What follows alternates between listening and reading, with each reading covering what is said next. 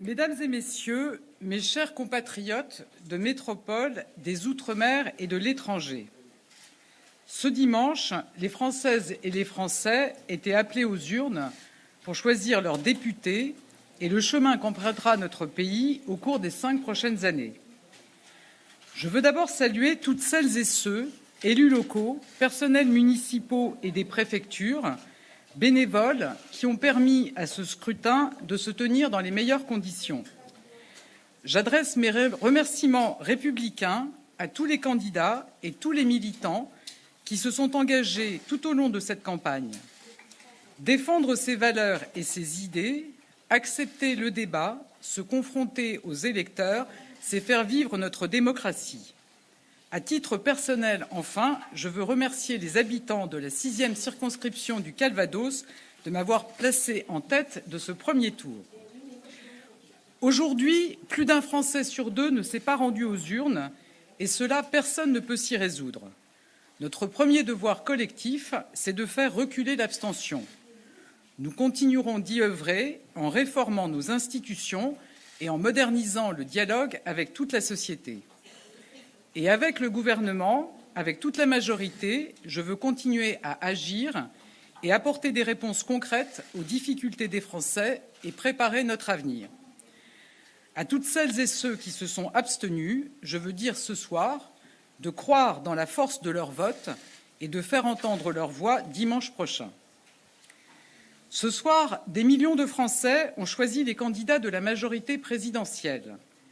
Grâce à eux et à notre présence massive au second tour, nous sommes la seule force politique en mesure d'obtenir la majorité à l'Assemblée nationale.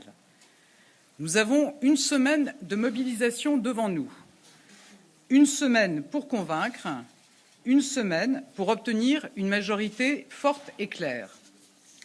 Seule cette majorité forte et claire nous permettra de répondre aux urgences qui pèsent sur le quotidien des Français et de relever les défis d'avenir.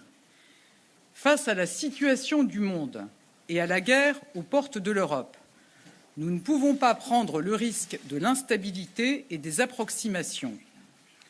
Face aux extrêmes, nous seuls portons un projet de cohérence, de clarté et de responsabilité. J'appelle donc toutes les forces républicaines à se rassembler autour de ce projet et de nos candidats. Mesdames et messieurs, dans une semaine, au-delà des étiquettes, ce sont nos valeurs qui sont en jeu.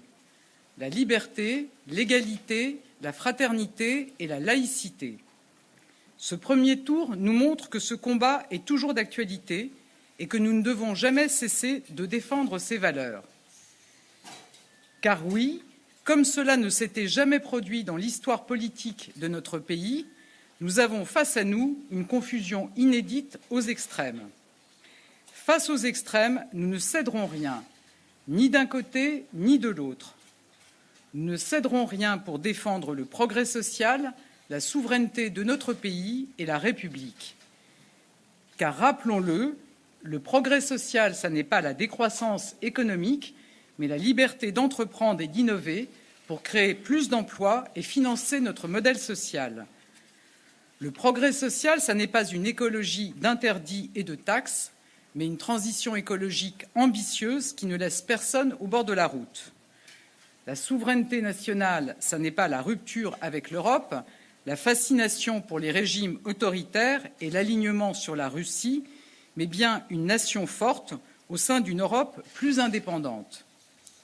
La République, ça n'est pas la remise en cause de nos institutions et l'insulte contre nos forces de l'ordre. La République, ça n'est pas monter les Français les uns contre les autres en les opposant selon leur religion, leurs origines ou leur situation sociale, mais bien la laïcité et l'égalité entre tous les citoyens. Mes chers compatriotes, pour agir, pour mettre en œuvre les engagements portés par le Président de la République, nous avons besoin d'une majorité forte et engagée.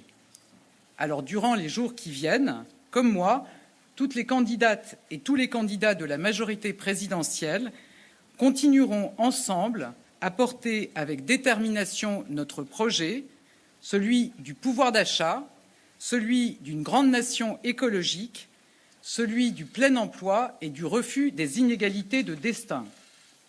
Dimanche prochain, face aux extrêmes, en votant pour les candidats de la majorité présidentielle, vous permettrez à la France d'être au rendez-vous de son avenir et de ses valeurs. Vive la République et vive la France!